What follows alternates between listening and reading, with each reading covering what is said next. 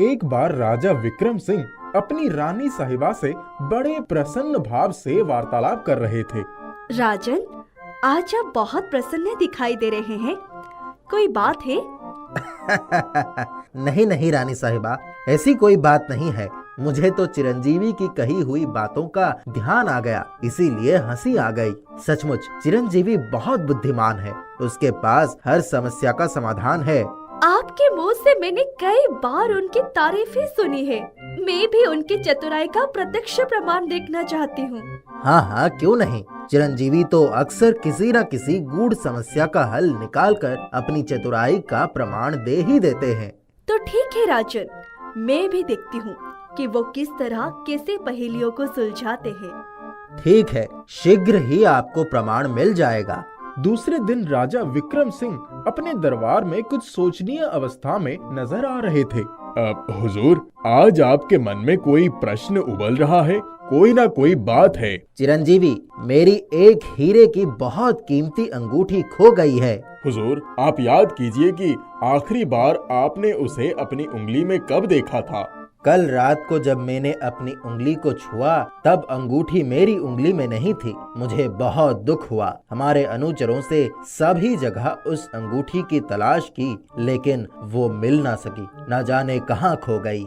ये भी हो सकता है कि किसी ने उसे चुरा लिया हो। हुजूर, मुझे पूरा विश्वास है कि आपकी अंगूठी को किसी चोर ने ही चुरा लिया है। हमें गहरी तहकीकात करनी होगी। ठीक है, अब अंगूठी को चुराने वाले का पता लगाइए। मंत्री जी चोर का पता लगाने में जुट गए। उन्होंने सभी नौकरों से पूछताछ की, उन्हें धमकाया, लेकिन अंगूठी का कोई पता ना चला। राजा ने उन्हें और उनके सहयोगियों को पूरा मौका दिया। कई दिन बीत गए। मंत्री जी की सारी तरकीबें असफल हो गई थी। राजा की अंगूठी एक अनसुलझी पहेली बनकर रह गई थी। चिरंजीवी, अब तुम्हारी बारी आ गई है। अंगूठी का पता लगाने की तैयारी कर लो। राजा विक्रम सिंह मुस्कुरा रहे थे। अब हुजूर, यदि आप कह रहे हैं तो मुझे प्रयत्न करना ही होगा। चिरंजीवी ने अपने तरीके से पूछताछ और खोजबीन शुरू कर दी। सभी नौकरों को एक साथ खड़ा कर दिया गया। उन्होंने वारी वारी से सभी के चेहरों पर अपनी नजर डालकर बड़े ही ध्यान से देखा और इसके बाद आकर राजा के पास खड़े हो गए। हे राजन, मैं पूर्णतः जान गया हूँ कि मेरे हुजूर की बेशकीमती अंगूठी किसके पास है। अब मैं पूरे विश्वास के साथ उस आदमी को सबके सामने पेश कर दूंगा। चिरंजीवी की यह बात सुनकर सारे दरबारी आश्चर्यचकित हो गए और उत्सुकतावश उनकी तरफ बड़े ध्यान से देखने लगे। आप सभी लोग बड़े ध्यान से देखिए।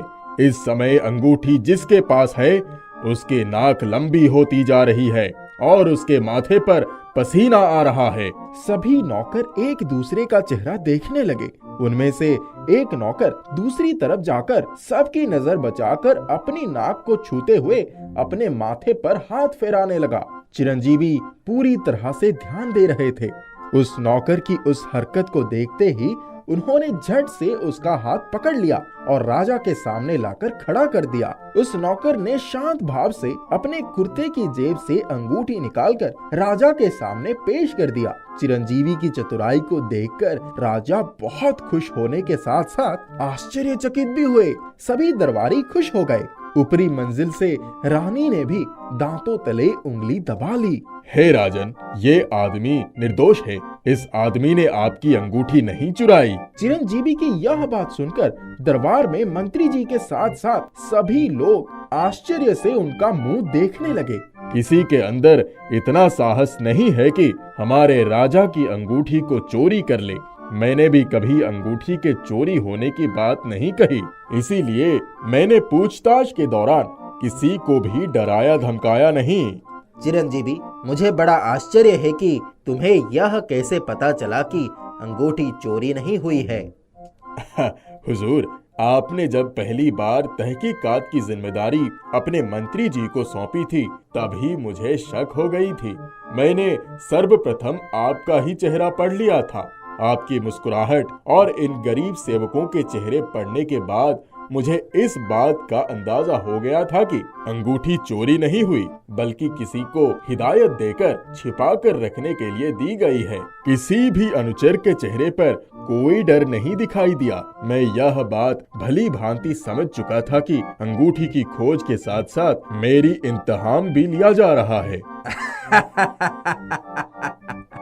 शाबाश शाबाश चिरंजीवी, अंगूठी की चोरी नहीं होने के बावजूद इस व्यक्ति के पास तक पहुंच जाना बहुत बड़ी बात है।